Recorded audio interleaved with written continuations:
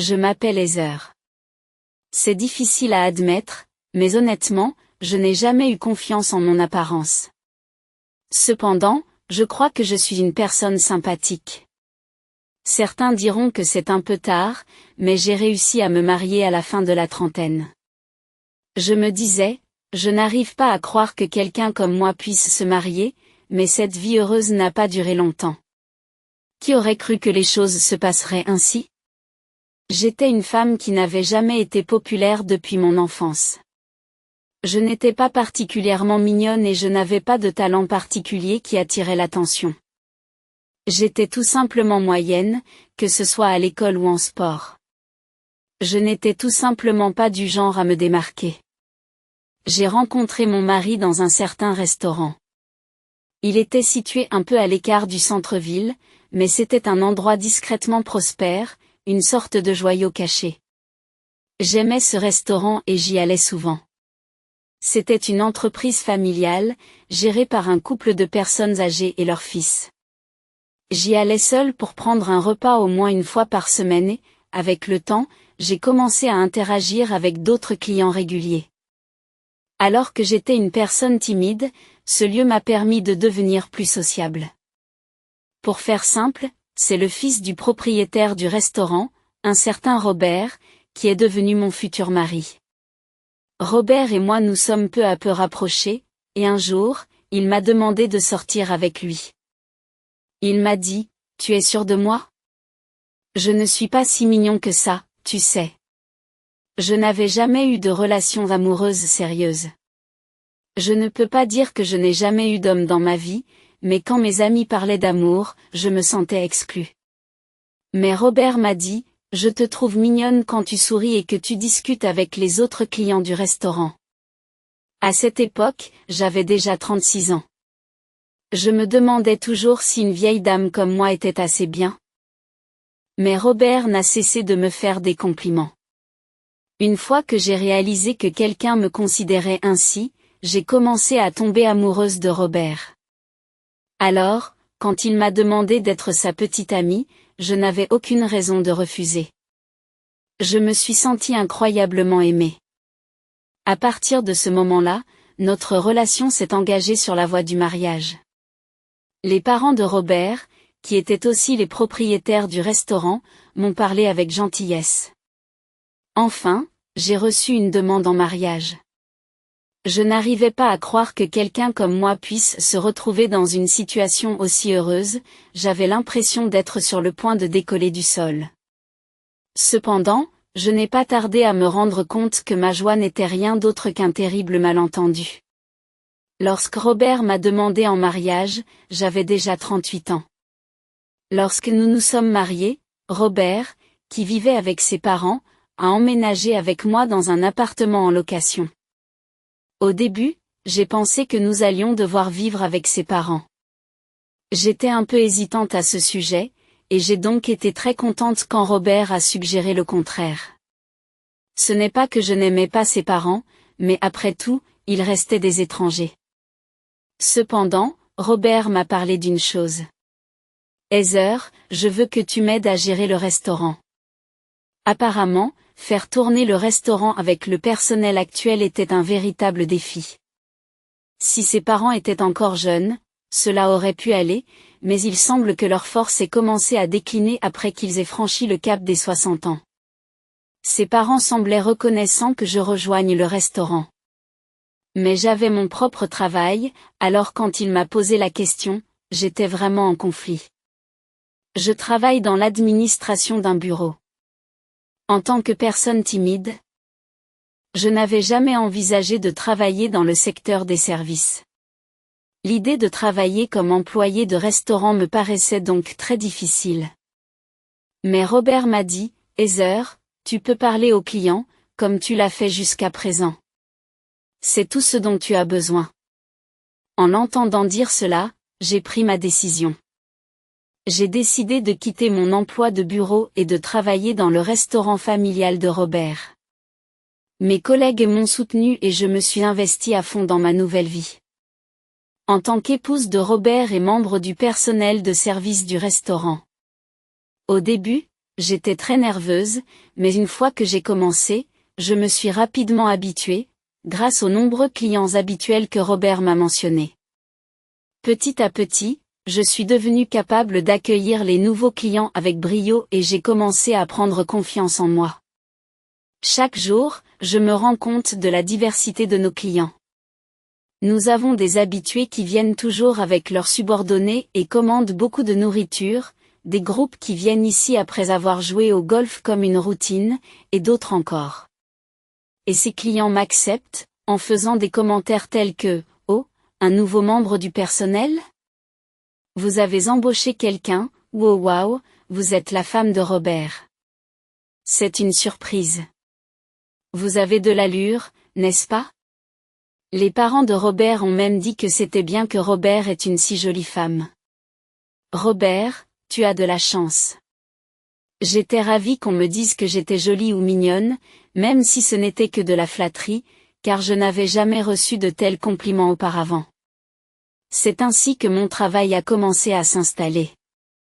Cependant, le travail de personnel de service dans un restaurant prend beaucoup de temps. Comme nous sommes ouverts pour le déjeuner. J'arrive généralement au restaurant vers 10 heures du matin et je repars chez moi vers 22 heures après le service du dîner. Nous avons un jour de congé par semaine, mais ce jour-là, je dois faire beaucoup de ménage. En fait, les parents de Robert rentrent chez eux juste après la dernière commande du soir. Il n'y a donc que nous pour faire le ménage, et j'ai tendance à me sentir fatiguée après ces journées. Au début, j'ai réussi à préparer le dîner pour nous en rentrant à la maison, mais c'est devenu progressivement plus difficile. J'ai commencé à me fier plus souvent aux plats préparés des supermarchés. Après tout, Robert préfère prendre un repas décontracté à la maison, et je pense que c'est inévitable. Je pensais que, comme nous sommes un restaurant, nous pourrions simplement préparer et manger quelque chose de simple au restaurant avant de rentrer à la maison. Cependant, au fil des jours, Robert a commencé à me parler de moins en moins. Que ce soit au travail ou en mangeant à la maison, il ne parle que lorsque c'est nécessaire, et il est devenu plutôt brusque. Cela ne fait qu'un peu plus d'un an que nous nous sommes mariés et il a cessé de me toucher. J'ai fini par lui dire, « Eh, tu as toujours l'air morose. Si tu as quelque chose à dire, pourquoi ne le dis-tu pas ?» Alors, Robert m'a dit simplement, « Hein ? Rien de particulier. Je me disais juste qu'on mangeait toujours des plats préparés au supermarché. » J'ai été un peu décontenancée par sa réponse. Mais moi aussi, je m'occupe de toutes les tâches ménagères et j'ai envie de prendre des raccourcis en matière de cuisine. Après tout, je suis fatiguée après une journée de travail. Quand Robert rentre à la maison, il prend d'abord une douche et boit ensuite une bière. Son commentaire m'a franchement irritée, mais je ne voulais pas en faire toute une histoire, alors j'ai suggéré. Pourquoi ne pas utiliser les ingrédients du restaurant et les ramener à la maison pour cuisiner ? Mais pour une raison que j'ignore. Robert est devenu mécontent. Qu'est-ce qui se passe ?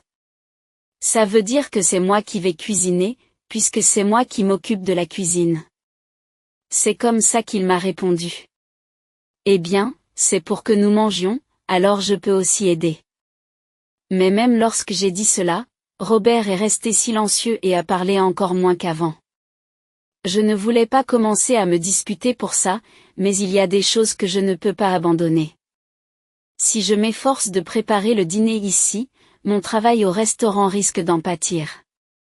J'ai donc essayé de cuisiner autant que possible, et les jours de congé, je prenais le temps de préparer les repas, mais sinon, j'essayais de ne pas trop y penser. Cependant, depuis lors, l'attitude de tout le monde à mon égard au travail a changé. Lorsqu'ils prenaient des commandes, les parents de Robert et Jean, qui avaient l'habitude de dire joyeusement merci, ne répondaient plus que par un ok apathique. De même, lorsque les clients venaient consulter sur les plats, mes beaux-parents et mon mari commençaient à les refuser, ce qu'ils ne faisaient jamais auparavant. Comme c'est moi qui dois le dire aux clients, on a l'impression que les parents de Robert et John ne se soucient pas du tout des clients. Cela va prendre trop de temps. À quoi pense cette personne, alors que d'autres clients attendent ? Heather, tu devrais le savoir. Serre-toi de ta tête. Ils ont même commencé à me crier des insultes. Moi qui étais décontenancée, je n'ai pu que m'excuser. Pourtant, lorsqu'il s'agit de choses que les clients disent à ma belle-mère, mon mari n'hésite pas à s'en emparer. De plus, lorsqu'il n'y a pas de clients, la mère de Robert se met soudain à me parler d'un ton supérieur. Tu es une femme maintenant, tu dois faire ce qu'il faut pour être une femme. Tu as l'air de te relâcher. À l'époque, je n'avais même pas le temps de dormir. Je suppose que Robert lui a dit que je ne lui préparais pas de repas maison. Mais ce n'est pas comme si je me relâchais. Excusez-moi, mais je travaille aussi dur que possible, et ce n'est pas comme si je me relâchais. J'ai répliqué en espérant que ma belle-mère comprendrait. Mais elle n'a rien voulu savoir. Au lieu de cela, elle me rétorque avec méchanceté que tu es tout à fait capable de répliquer, n'est-ce pas? J'ai de la peine pour Robert. C'est alors que mon beau-père est intervenu et m'a dit, Robert est l'héritier de ce magasin, tu dois t'occuper de lui comme il faut. J'étais au bord des larmes en entendant cela. Méritais-je vraiment un tel traitement? Je n'arrêtais pas de me poser des questions. Avais-je tort? Je préfère croire que ce sont eux qui ont tort. Je commence à détester travailler dans ce restaurant. Malgré le fait que beaucoup de nos merveilleux clients me traitent bien, en pensant à eux, je n'ai pas envie de démissionner. Heather, tu t'en sors très bien aujourd'hui. Vous êtes aussi jolie, alors je n'ai pas pu m'empêcher de revenir. Je n'avais jamais imaginé qu'il y aurait autant de gens qui me diraient des choses aussi gentilles dans ma vie. Mais à chaque fois qu'un client me parlait gentiment, ma belle-mère me disait, ne t'emballe pas. Ce n'est pas possible qu'une personne comme toi puisse être qualifiée de jolie. Elle avait pris l'habitude de faire des remarques aussi acerbes. Dans de telles circonstances, les mots gentils des clients sont devenus mon seul réconfort. Chaque jour, je me demande si je dois démissionner ou me frayer un chemin. Une chose est sûre, je n'ai plus d'amour pour Robert. Pour tout dire, nous vivons ensemble comme un couple qui n'en a que le nom, et j'en suis venue à considérer mes beaux-parents comme des diables. Je commence à comprendre que les bonnes premières impressions de chacun n'étaient que des tromperies. Combien de temps cela va-t-il durer? Alors que je passais chaque jour à réfléchir à cette question, la réponse m'a été donnée par Robert lui-même. Au fil du temps, Robert a soudain commencé à rentrer tard à la maison. Alors qu'il avait l'habitude de rentrer avec moi en silence après avoir fait le ménage, depuis peu, il me laisse rentrer en premier et il rentre environ 1 heure plus tard. Curieuse de savoir ce qu'il faisait, je lui ai demandé après quelques jours de cette habitude. Et, tu rentres tard ces derniers temps, qu'est-ce qu'il y a? Ce à quoi Robert a répondu, sans me regarder, ah. Ce n'est rien. Je dîne chez mes parents. Et puis je suis allé directement prendre un bain. En entendant cette réponse inattendue, j'ai ressenti une vague d'émotions plus forte que la tristesse ou la solitude. C'était de la colère et de l'indignation. Il préférait donc les repas pour lesquels quelqu'un d'autre se donnait du mal? Un sentiment insupportable m'envahit. J'étais sûre que Robert n'avait plus d'amour pour moi. En même temps, j'ai pris une décision. J'ai quitté le restaurant. Il semblait que pour Robert et sa famille, le fait d'avoir quelqu'un à ajouter au chiffre était plus important que l'identité de la personne. Il voulait simplement que quelqu'un poursuive l'entreprise familiale. Dans ce cas, ce n'était pas forcément moi, n'est-ce pas? Mais comme je suis une femme maladroite en amour, Robert n'a pas eu de mal à m'aborder. En y réfléchissant, il n'y a aucune raison pour que nous soyons ensemble. J'ai donc décidé d'agir. Le lendemain, j'ai travaillé au restaurant et comme d'habitude, je me suis fait gronder. Mais pour moi, il s'agissait simplement d'endurer jusqu'à ce que l'occasion se présente. Ils ne se sont probablement pas rendus compte que j'attendais mon heure. Mais l'occasion s'est vite présentée. Alors que je discutais tranquillement avec un client important, comme d'habitude, ma belle-mère m'a interpellé de l'arrière. Tu es toujours en train de flâner. Tu t'emportes? Il faut vraiment que tu te rendes compte de ta laideur, m'a-t-elle dit d'un air exaspéré. Mais j'ai immédiatement répondu que les clients m'aimaient bien. On m'a même dit qu'ils auraient des problèmes si je démissionnais. À ma réponse enjouée, ma belle-mère a répliqué avec encore plus de colère. Hein? Qu'est-ce que tu veux dire? Nous nous moquons que tu démissionnes à tout moment. Nous pensons que tu ne fais que nous gêner, tu ne le vois pas? Si vous pouvez démissionner, faites-le. Nous vous employons juste par gentillesse. Elle parlait avec tant d'assurance. Peut-être que ma belle-mère ne pense pas que je vais démissionner si facilement. Après tout, si je démissionne, je perdrai mon revenu et il me sera difficile de trouver un nouvel emploi à mon âge. Et peut-être pense-t-elle que je ne démissionnerai pas parce que je me sens mal pour mon mari. Bien sûr, c'est ce que je pensais. J'ai donc dit à ma belle-mère, compris, je suis désolée. J'ai trop parlé et je me suis immédiatement remise au travail. J'ai ainsi tiré le meilleur parti de ma première opportunité. En fin de compte, j'ai continué à travailler au magasin comme d'habitude et ma belle-mère a probablement été convaincue que je ne pouvais pas démissionner. Et avant même de m'en rendre compte, j'ai eu 40 ans. Le jour de mon anniversaire, j'ai travaillé comme d'habitude, je suis rentrée à la maison avant mon mari, et il est rentré à la maison après avoir dîné chez ses parents. Il n'y a pas eu un seul mot de félicitation pour mon anniversaire. Normalement, on aurait envie de dire quelque chose à un mari qui n'offre même pas de mots de célébration pour votre anniversaire.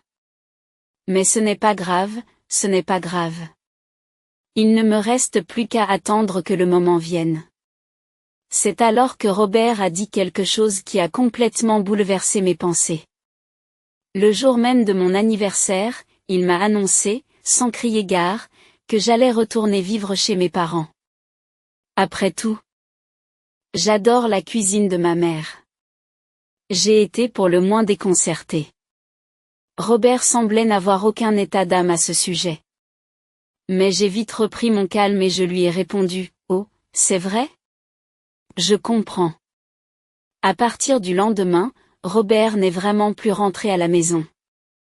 Je ne mentirai pas, j'ai été surprise, mais j'ai réévalué la situation et je me suis dit que ce n'était qu'une question de temps et j'ai poursuivi mon plan. Je suis allée au restaurant comme d'habitude, j'ai parlé avec les clients comme d'habitude et j'ai été réprimandée par Robert et ma belle-mère comme d'habitude. Tout s'est passé comme d'habitude. Sauf ces 2 derniers jours. Le 3e jour de la séparation, une personne m'a appelé constamment au téléphone. C'était Robert. « Qu'est-ce que tu fais? Où es-tu? » Bien sûr, il aurait été surpris. Je ne m'étais pas présentée au restaurant, même 1 heure après mon heure de départ habituelle. Où est-ce que je suis? Je suis chez mes parents. J'avais quelque chose à leur dire, répondis-je honnêtement. Robert était furieux. Qu'est-ce que tu racontes? Dépêche-toi de venir ici. Nous avons dépassé l'heure d'ouverture. Il était clair qu'il paniquait. Mais je n'ai dit qu'une chose. Mais ta mère m'a dit que je pouvais démissionner à tout moment. Je pensais avoir donné mon accord. Sur ce, Robert a semblé complètement désorienté. J'ai peut-être enfreint certaines règles, mais il est vrai qu'on m'a dit que je pouvais démissionner à tout moment. Si j'ai enfreint les règles, ma belle-mère aussi. Mais le véritable supplice pour Robert et les autres était encore à venir. Lorsque j'ai cessé de fréquenter le restaurant, ils ont dû penser qu'ils allaient être très occupés et manquer de personnel. Mais c'est tout le contraire qui s'est produit. Les clients ont soudain cessé de venir. Les habitués qui venaient toujours au restaurant ne sont pas venus du tout ce jour-là. L'endroit était beaucoup plus calme que d'habitude.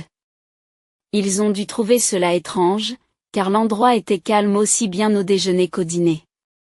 Personne n'est venu, pas même les habitués. Il devait y avoir quelque chose d'anormal. Robert semble avoir appelé l'un des habitués pour vérifier. Le client lui a alors dit, « Il suffit que je ne vienne pas un jour pour que tu aies l'impression qu'il y a quelque chose qui cloche, hein? Je vous ai vraiment sous-estimé. Pas seulement vous, mais aussi le restaurant. Même si vous avez une femme si merveilleuse, comment pouvez-vous la traiter de cette façon? Je ne veux pas aller dans un endroit qui traite un collègue de travail de façon aussi horrible. Je doute d'y retourner un jour, mais bonne chance. » Robert, complètement choqué, a partagé la nouvelle avec ses parents et a commencé à appeler plusieurs clients habituels. Mais, comme on pouvait s'y attendre, tout le monde disait la même chose. En réalité, de nombreux clients avaient pris soin de moi depuis que je travaillais au restaurant. Vous savez, j'ai l'impression que vous avez l'air fatigué ces derniers temps. Le travail est-il dur pour vous? Vous avez toujours un si beau sourire, mais j'ai remarqué qu'il était moins fréquent ces derniers temps. De nombreuses personnes m'ont dit cela. Au début, j'étais dédaigneux, mais je n'ai pas pu résister à la chaleur de tous ceux qui m'entouraient. Je suppose que j'atteignais aussi mes limites. Je me suis donc ouverte sur ce qui m'arrivait avec Robert et ses parents. En entendant cela, mes habitués ont été choqués. C'est vrai? C'est horrible. Penser qu'ils étaient comme ça. Il n'est pas étonnant que nous entendions de temps en temps des bruits étranges provenant de la cuisine. Nous pensions que l'endroit s'était considérablement amélioré depuis que vous aviez commencé à travailler. Si vous deviez démissionner, nous ne viendrions plus ici. Nous sommes tristes de vous voir partir, mais si vous avez atteint vos limites, nous comprenons. Faites-le nous savoir. Ils se sont tous tenus à mes côtés. Je n'ai pas pu m'empêcher de pleurer. Après avoir reçu l'annonce de la séparation de Robert, j'ai décidé de démissionner. Je voulais dire au revoir à mes chers clients et pour tenir ma promesse, je leur ai dit que je partais. Tout le monde, des habitués à ceux qui ont dépensé beaucoup d'argent ou qui ont amené beaucoup d'autres personnes avec eux. J'ai simplement raconté mon histoire en toute honnêteté, en effet, ils ont cessé de venir au restaurant. Ce fut certainement un coup dur pour l'entreprise. Mais cela montre à quel point Robert et ses parents m'ont maltraité. Ce sont les clients qui ont porté ce jugement. Seuls Robert et ses parents ne s'en sont pas rendus compte. Le lendemain et le surlendemain, Robert n'a pas cessé de m'appeler. Le nombre de clients avait diminué et si cela continuait, le restaurant devrait peut-être fermer. Au début, j'ai ignoré ses appels. Au bout d'une semaine, j'ai décroché à contre-séhure, car j'avais quelque chose à lui dire. S'il vous plaît. Je suis vraiment désolé. Je veux que tu reviennes. Cela ne me dérange pas si tu veux manger des plats à emporter du supermarché, et si tu es fatigué, tu peux prendre plus de jours de congé. Il me suppliait clairement.